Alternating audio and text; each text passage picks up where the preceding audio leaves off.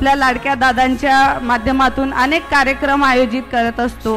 Shivneri foundation मार्फत अनेक कार्यक्रम आयोजित करत असतो। त्यात पंढरपूर वारी असेल, रायगड वारी असेल, आपला मदतनीस आशा सेविकांचा भाऊबीजेचा कार्यक्रम असेल। मला दादांनी सांगितलं की प्रतिभा तुला 1500 ननन जोडून दिल्या मी। दादा म्हटले की माझ्या 1500 बहिणींना तुम्हाला सांभाळायचंय। पण दादा आज मी तुम्हाला एक सांगते, मी तुमच्या 1500 बहिणींना खरंच मनापासून जीव लावते, प्रेम करते, पण आज तुम्हाला माझ्या या सगळ्या बहिणींना सांभाळायचंय। तुम्ही मला 1500 नंदा दिल्या, पण आज मी तुम्हाला जवळजवळ काय संख्या असेल आपली 8-9 हजार 10 हजार जे असतील तेवढ्या साल्या तुम्हाला आज जोडल्यात दादा।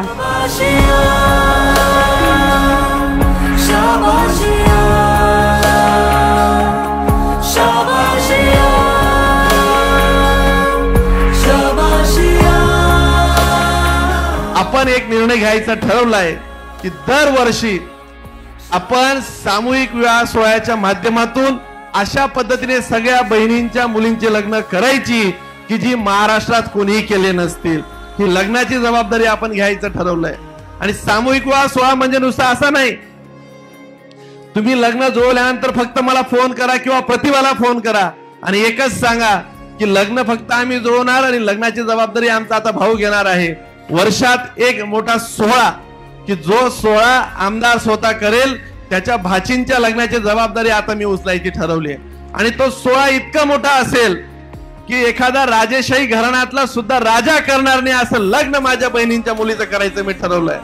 कारण की प्रत्येक लग्न करणं मला शक्य होणार नाही, कारण की एवढे लग्न करणं म्हटलं तर ते कसंही तरी अवघड जाईल, तेवढी वेळ पुरणार नाही, विकासाची कामांमध्ये अडचणी येतील आणि उगीच खोटे शब्द मी देत नाही। मी या वर्षाचा पहिला सोहळा आजच्या 90 दिवसानंतर घेणार आहे की ज्या सोहळ्यात जेवढे लग्न आता जमतील, तुम्ही अतिशय जबाबदारीने सांगतो लग्न असं कराल की तुम्ही कोणीच करू शकणार नाही। अगदी राजेशाही लग्न करेल, त्या घोड्यापासून तर महाराजांपासून तर मंडपांपासून तुम्ही म्हणाल की आमच्या सख्या भावाने काय आमच्या पोटच्या मुला मुलीची लग्न कोणीही केले नसतील असे आमदाराने केलं।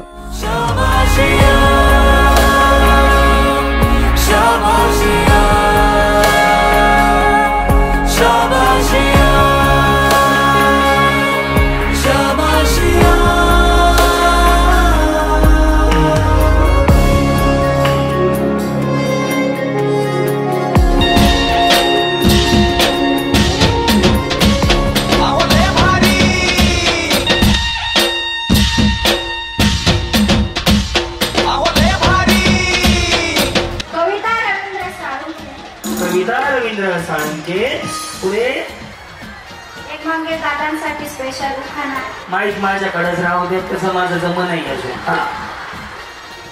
यमुनेच्या पाण्यावर ताजमहालची सावली मंगेश दादांना जन्म देणारी धन्य ती माऊली।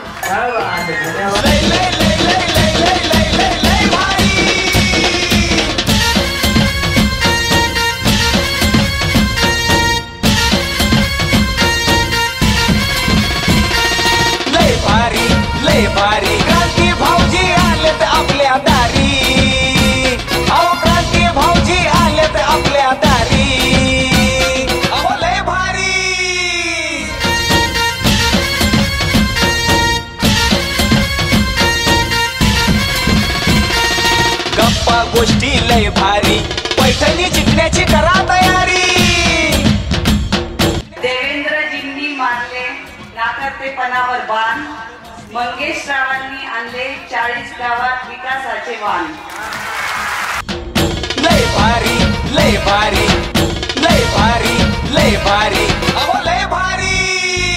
दादांचं नाव करताच डायरेक्ट हात तोंडावरती हास्य निर्माण होते आणि ताईंचंही तसंच आहे. कधी कुठली महिला इतक्या अडचणीत असली तरी ती त्या दादांच्या आणि ताईंच्या ऑफिसवरून कधी नाराज येत नाही. तेव्हा त्यांनी कार्यक्रम ठेवल्याबद्दल आम्ही खूप आभारी आहेत. आम्हाला खूप आनंद झाला. अहो लय भारी.